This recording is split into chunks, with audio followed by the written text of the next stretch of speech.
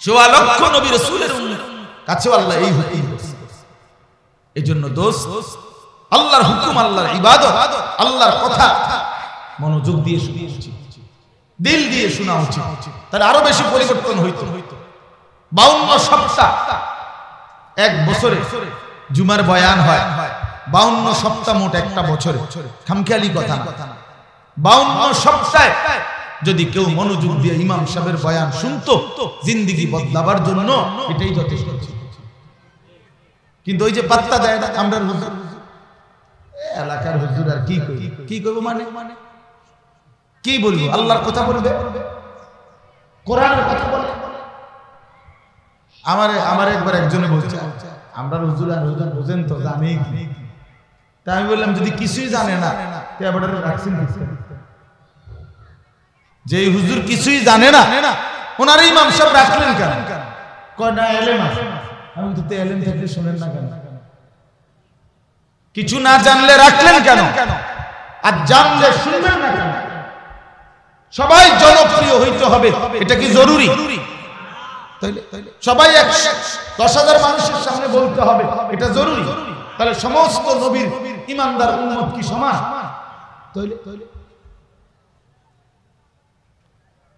রাসূলুল্লাহ সাল্লাল্লাহু আলাইহি সাল্লাম বলেন, হাসরের ময়দানে এমন নবীও দাঁড়াবে যার ইমানদার উম্মত অনুসারী সিরফ 3 জন, মাআহু সালাতা। কেউ দাঁড়াবে ইসনান, 2 জন উম্মত। কেউ দাঁড়াবে ওয়াহিদ, 1 জন উম্মত। কেউ দাঁড়াবে লাইসা মাআহু আহাদ, তার সাথে কেউ না। উনি একাই নবী, উনার পুরো জিন্দেগীর মেহনতে কেউ কালেমা পড়ে না, তো উনি ব্যর্থ। কি ভাই, উনি ব্যর্থ? তাইলে কোরআন শরীফে আছে সূরা ইয়াসিনের মধ্যে 3 জন রাসূল, ওই যে শুরুতেই ঘটনা আছে, ওয়াদরিব লাহুম মাসালান আসহাবাল কারইয়া ইদ জাআহাল মুরসালুন, এখানে আছে ইদ আরসালনা ইলাইহিম ইসনাইন। হ্যাঁ, তাইলে আল্লাহ তাআলা প্রথম 2 জন, পরে আরেকজন, 3 জন রাসূল দিবেন একটি এলাকায়। 3 জন রাসূল দিন রাত মেহনত করে উনাদের হাতে ইমানদার হইছে 1 জন মানুষ। কয়জন? 1 জন লোক, সিরফ 1 জন। ওয়াজাআ মিন আকসাল মাদিনাতি রাজুলুন, এই যে রাজুলুন মানে 1 জন। 3 জন রাসূলের কালেমার দাওয়াতে ইমানদার হইছে 1 জন। তো ওনারা ব্যর্থ হয়ে গেছে, এই কথাটা মনে রাখবেন।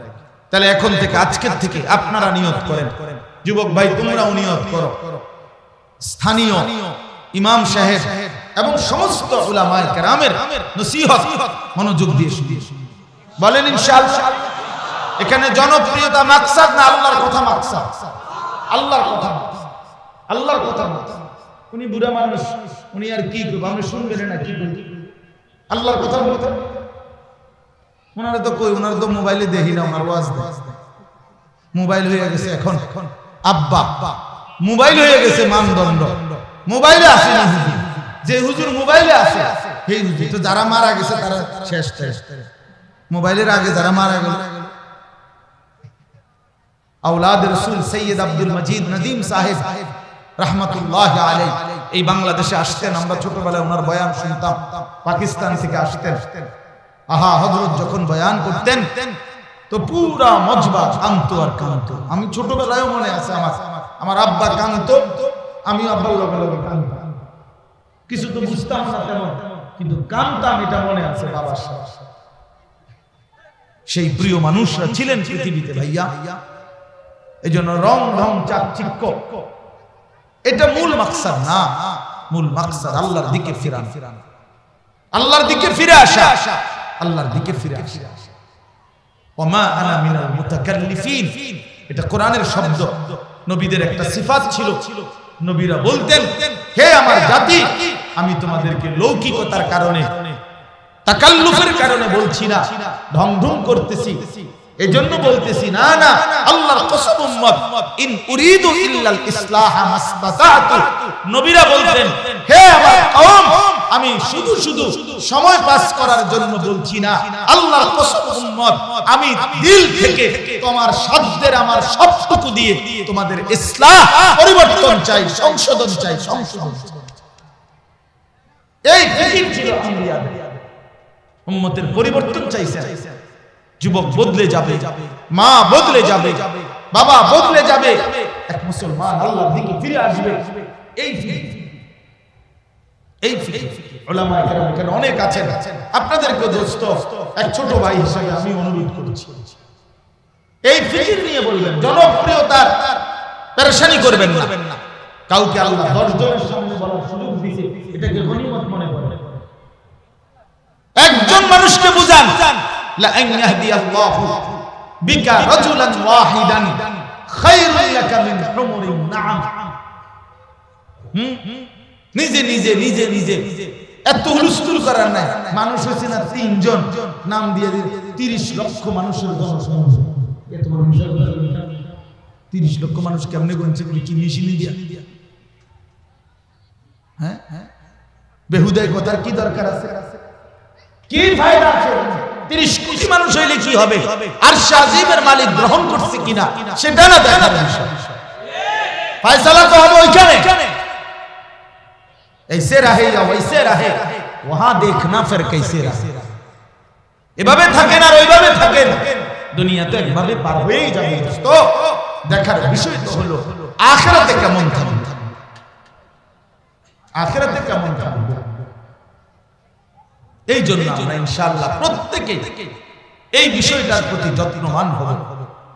আমরা আল্লাহর কথার প্রতি ফিরি, আখিরাতের কথার দিকে ফিরি, তাইলে ইনশাআল্লাহ নিজ মহল্লার উলামায়ে কেরামের কদর হবে। আর উলামায়ে কেরামেরও এটা ফিকির করেন নওজোয়ানরা, তরুণ আলেম যারা, নওজোয়ান আলেম যারা, আপনারা ফিকির করেন উম্মতের ইসলাহ চাই, মানুষের সংশোধন চাই। ফাওয়াল্লাহি লা আন ইয়াহদিয়াল্লাহু বিকা রাজুলান ওয়াহিদান খায়রুল লাকা মিন হুমুরিন নাআম।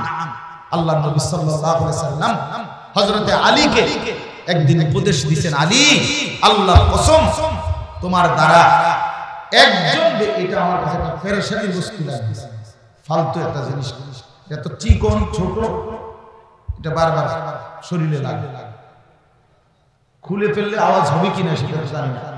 ওই ভাই এটা ছাড়া হয়নি,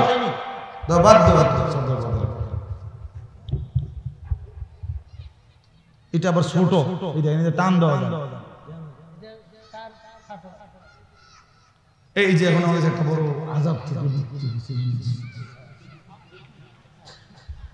আল্লাহর কসম, আল্লাহ নবী বলেন, আল্লাহর কসম, তোমার দ্বারা একজন ব্যক্তি, আলীকে বলছেন, আলী, তোমার দ্বারা যদি একজন ব্যক্তি, লা আন ইয়াহদিয়াল্লাহু বিকা রাজুলান ওয়াহিদান, তোমার দ্বারা একজন ব্যক্তি হেদায়েত পাওয়া, আল্লাহর পথ পাওয়া, খায়রুল লাকা মিন হুমুরিন নাআম, গোটা আরবের সমস্ত দামি উট তোমাকে হাদিয়া দেওয়ার চাইতে কোটি গুণে উত্তম। 100টা বাজারো গাড়ির থেকে উত্তম, 100 তলা বিল্ডিং এর চাইতে উত্তম এক আল্লাহর বান্দা তোমার দ্বারা আলোর পথ পেয়েছে। এক আল্লাহর বান্দা আল্লাহকে ফিরে পেয়েছে, আল্লাহর দিকে ফিরে আসে। হ্যাঁ, কোন বান্দা যখন আল্লাহর দিকে ফিরে আসে, তওবা করে গুনাহের রাস্তা ছেড়ে দেয়, আল্লাহ নবী সাল্লাল্লাহু আলাইহি সাল্লাম বলেন, লাল্লাহু আশাদ্দু ফারাহান বিতাওবাতি আবদি, আল্লাহ তাআলা সবচেয়ে বেশি খুশি হয়, আশাদ্দু ফারাহান, সবচেয়ে বেশি খুশি হয় বান্দা যখন আল্লাহর দিকে তওবা করে ফিরে আসে। হাদিসে নবী আল্লাহ তাআলা 7 আসমান সাজিয়ে দেয়, ফেরেশতাদেরকে বলে, আসমান সাজিয়ে দাও, জান্নাত সাজিয়ে দাও। ফেরেশতারা সাজাইয়া বলে, মাওলা, আসমান কেন সাজাইলেন, জান্নাত কেন সাজাইলেন? আল্লাহ তাআলা তখন বলে, আসরাহাল আবদু মাওলাহু, এক গোলাম, আমার এক গোলাম আমার থেকে ভেগে গেছিল রে, অনেক দিন হয় আমার সিজদা দেয় নাই, হালাল খায় নাই, ও আমার গোলাম ছিল, আমার বান্দা, ও আমার থেকে পলায়ন করে চলে গেছিল বহুদিন নাফরমান আর অন্ধকারের রাস্তায়। আমার সেই ভেগে যাওয়া গোলাম আজকে ফিরে আইসা আমার সাথে সম্পর্ক ঠিক করে ফেলছে। আমার বান্দা আমার কাছে আসছে রে, আমি এই খুশিতে আসমান সাজিয়ে দিলাম, জান্নাত সাজিয়ে দিলাম। তাহলে কোন বান্দা যখন আল্লাহর দিকে ফিরে আসে, সেজদার দিকে ফিরে আসে, তো আল্লাহ তাআলা যদি বান্দার প্রতি এতটা খুশি হয়, তো যে এর মাধ্যম হইছে, বুঝেন না, যার উসিলা, যার বলার দ্বারা, যার মেহনতের দ্বারা, যার ফিকিরের দ্বারা এই লোকটা ফিরছে, তো তার প্রতি মালিক কেমন খুশি হবে যে আমার ভেগে যাওয়া গোলামটা সে খুঁজে যায়, আমার হারিয়ে যাওয়া গোলাম এই আমার বান্দাকে আমার কাছে এনে দিছে, তার প্রতি মালিক খুশি হবে না?